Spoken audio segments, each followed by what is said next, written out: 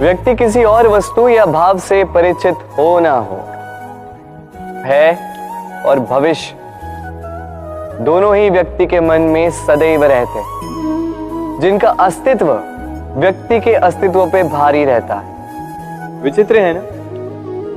वह वो है जिसे आप नहीं जानते, जो अनजान है, और इसी कारण आपको भय लगता है कि ना जाने क्या होगा। भविष्य वो है जो अब तक घटा ही नहीं, तो जो घटा ही नहीं उसके विषय में चिंता क्यों? आपके हाथ में है वर्तमान।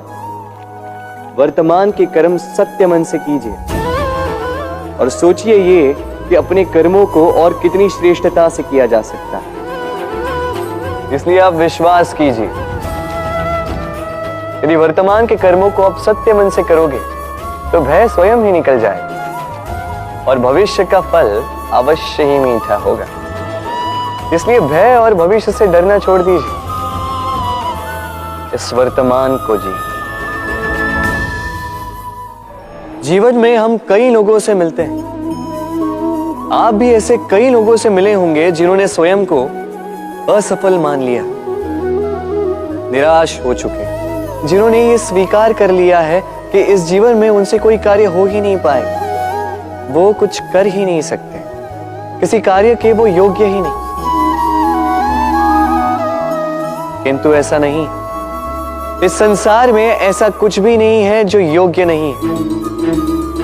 कोई ऐसा अक्षर नहीं है जो किसी मंत्र का भाग ना, कोई ऐसी जड़ी बूटी नहीं है जो औषधि ना, कोई ऐसा विष नहीं है जो समय आने पर अमृत ना बन जाए। और इसी प्रकार कोई व्यक्ति अयोग्य नहीं होता, उसे अयोग्य बनाती है उसकी सोच।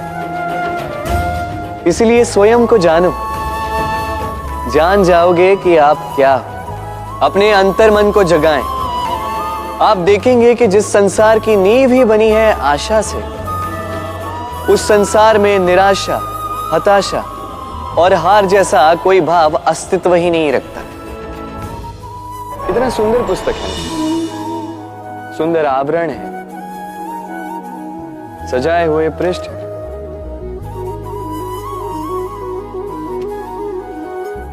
किंतु क्या ये सत्य में अद्भुत पुस्तक कहलाने की पात्र है?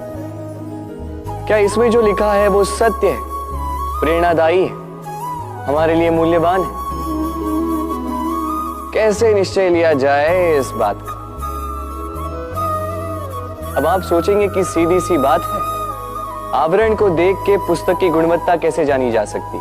इसके लिए तो आपको उसे पढ़ना होगा, उसे समझना होगा, समय देना होगा, है ना? बिल्कुल उचित सोच रहे हैं आप। बस आश्चर्य की बात यह है कि पुस्तक के विषय में आप ये सारी बातें जानते हैं, किंतु किसी व्यक्ति के विषय में आप ये सारी बातें मन में नहीं लाते।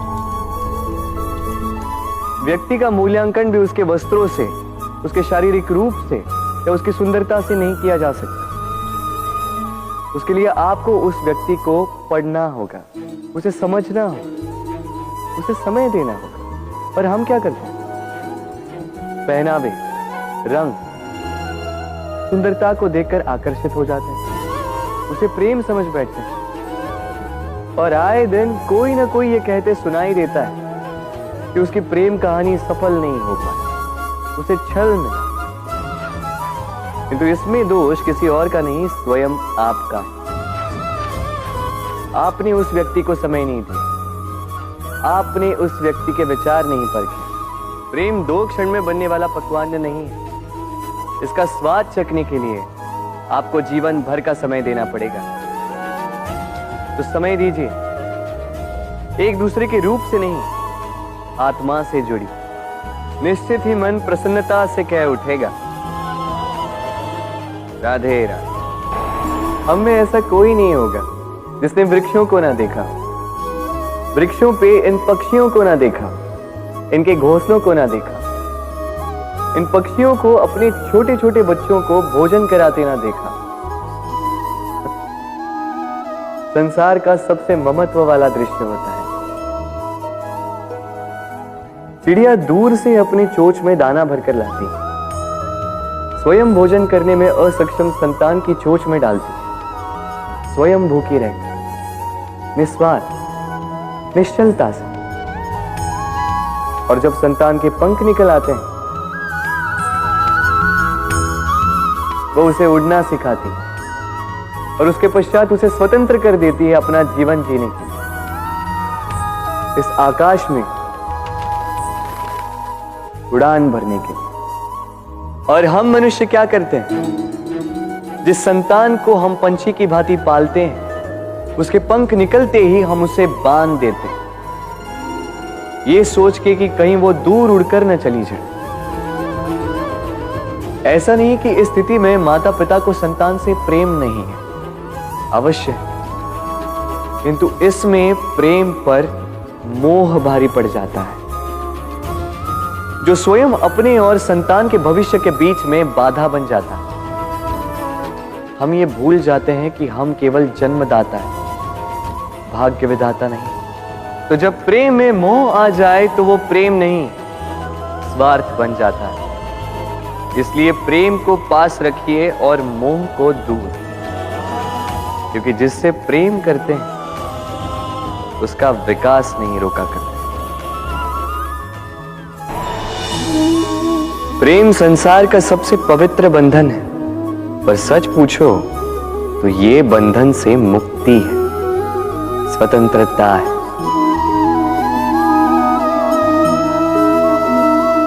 नहीं समझे? समझाता हूं। यदि कोई आपका प्रेम ठुकरा दे, यदि कोई आपका प्रेम समझ ही ना पाए, तो क्या होगा? कुछ उदास हो जाएंगे, कुछ छल करके प्रेम पाना चाहेंगे, तो कुछ बलपूर्वक प्रेम पर अधिकार करना चाहेंगे। किंतु यह आवश्यक नहीं कि जिससे आप प्रेम करते हो उसे भी आपसे प्रेम, क्योंकि प्रेम कोई वस्तु नहीं है, न राज्य है, न धन जिसे आप बल से अपने वश में कर सको। प्रेम वो शक्ति है जो आपके लिए हर बंधन तोड़ सकती है, किंतु स्वयं किसी बंधन में नहीं फंसती। तो जिससे भी आप प्रेम करते हो उसे स्वतंत्र छोड़ दीजिए, क्योंकि स्वतंत्रता ही वो भाव है जो जीव को सबसे अधिक प्रिय है। प्रेम सच्चा होगा तो उसे अवश्य समझ में आए। तब तक के लिए निस्वार्थ भाव से प्रेम कीजिए, स्वार्थ हट जाएगा तो प्रेम आ ही जाएगा और मन प्रसन्न होकर बोलेगा,